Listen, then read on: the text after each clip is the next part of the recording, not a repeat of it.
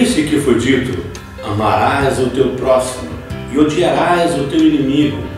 Eu, porém, vos digo: amai a vossos inimigos e bendizei os que vos maldizem. Fazei bem aos que vos odeiam e orai pelos que vos maltratam e vos perseguem. Quantifiquem em sua mente o conceito de milhares de pessoas. De quantas pessoas podemos estar falando? Com certeza mais de 1000, algo que não chegue a 1 milhão. Olá, meu nome é Valcir Rocha e hoje tentaremos dimensionar o que cabe na afirmação de Tiago com relação aos judeus crentes que habitam em Jerusalém por ocasião da chegada de Paulo àquela cidade. Bem vês, irmãos, quantos milhares há entre os judeus que têm crido, e todos são zelosos da lei. Tiago está falando de quantas pessoas? A última vez que se falou em números de crentes foi em Atos 4:4. Quase 5.000 homens. E a multidão dos que criam no Senhor, tanto homens como mulheres, cresciam cada vez mais. Caberiam na afirmação de Tiago umas 700.000 pessoas, mas esta é a população atual de Jerusalém. Que tal uns 80.000 pessoas? Esta é a população estimada da cidade para a época.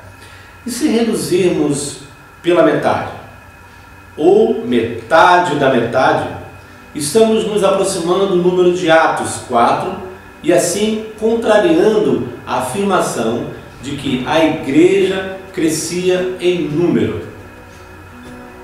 E por que isso é importante? Para percebermos que os crentes representavam uma parcela significativa da população de Jerusalém. E daí? Daí que Paulo foi nessa ocasião preso. Se não fosse cidadão romano, seria condenado à morte, e ninguém fez nada para defendê-lo. Por quê? Porque nem sempre os crentes são favoráveis às intenções do Senhor. É possível que dentre os acusadores de Paulo estivessem muitos desses milhares que Tiago citou. E por que estariam entre eles? Porque, como Tiago afirma, eles não viam com bons olhos o ministério de Paulo. E por que crentes não viam com bons olhos? Porque pregava entre os gentios. E daí? Daí que gentil é inimigo, não merece a salvação. Foram anos de opressão nas mãos de persas, babilônios, romanos e outros.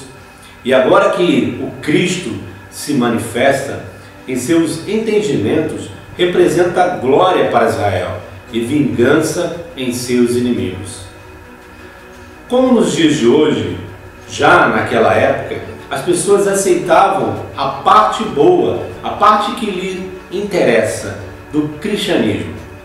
Como nos dias de hoje, naquela época também as pessoas afirmavam crer em Cristo sem de fato crer em suas palavras e doutrinas.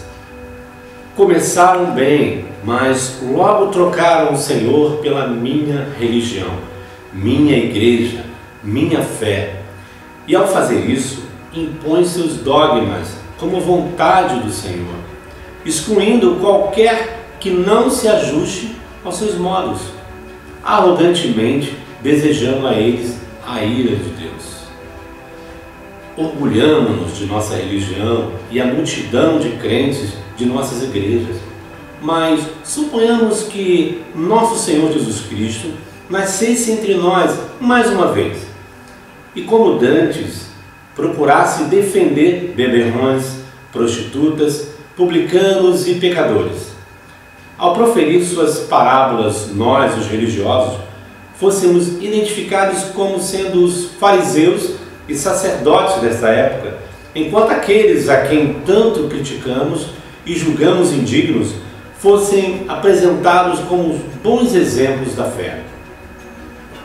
Assim como os crentes de Jerusalém desejaram a morte de Paulo, nós a desejaríamos a qualquer que amasse nossos inimigos com tal intensidade. E só não crucificaríamos o Cristo, caso estivesse entre nós hoje, porque as leis do nosso país o protegeriam. E por quê? Simplesmente porque ele não veio para nós religiosos, os puros entre os impuros. Ele veio para aqueles que reputamos como inimigos. Não necessitam de médico os que estão sãos, mas sim os que estão enfermos. Eu não vim chamar os justos, mas sim os pecadores ao arrependimento. Irmãos, a palavra nos ensina que não temos inimigos de carne neste mundo. Temos sim um ministério e almas a serem alcançadas, não esquecendo que, como membros da Igreja de Cristo, somos também ministérios de alguém. Pois não é contra a carne e sangue que temos que lutar, mas sim contra os principados, contra as potestades, contra os príncipes do mundo dessas trevas, contra as hostes espirituais da iniquidade nas regiões celestes. Quanto a milhares que têm a fé em nosso Senhor Jesus Cristo, em acepção de pessoas, o firme fundamento de Deus permanece. Tendo este selo, o Senhor conhece os seus.